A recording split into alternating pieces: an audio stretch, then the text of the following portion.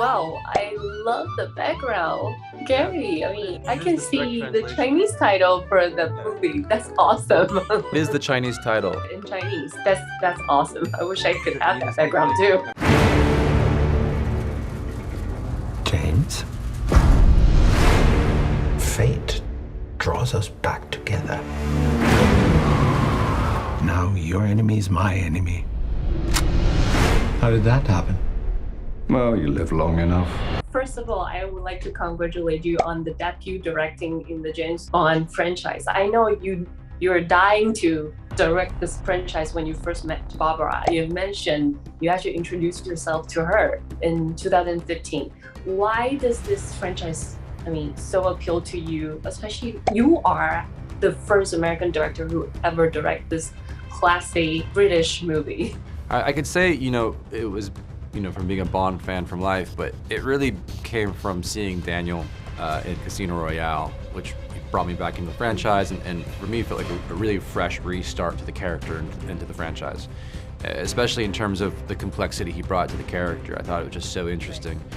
In terms of that development, when I met with Barbara, it was like, well, if Daniel's not going to do another one, where do you see it going?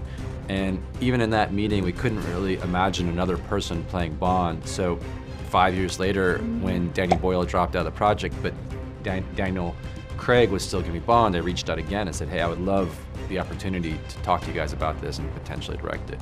It goes with what he brings to the character, and it goes with the idea that these films are dramatically interconnected, which makes them far more richer, I think, in terms of connecting all the storylines that have been presented in the last 4 films.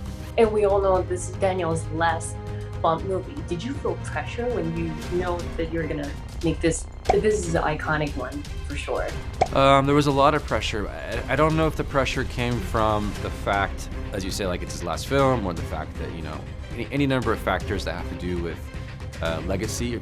I think the biggest pressure was just trying to deliver a film, a good story, an exciting story for audiences in a very short period of time. So we had a very compressed window to come up with the screenplay, and then a very compressed window to plan the action and plan the filming, and then an even shorter window to edit the whole thing. And somehow we did it. We got it all done within basically a year and a couple months. Nowadays, we can see a lot of superhero films. Filmmakers are comparing with the large scale like crazy. So how do you surpass those, superhero franchise? 007 itself, it's a superhero style too. He is superhero style, but he's still a human.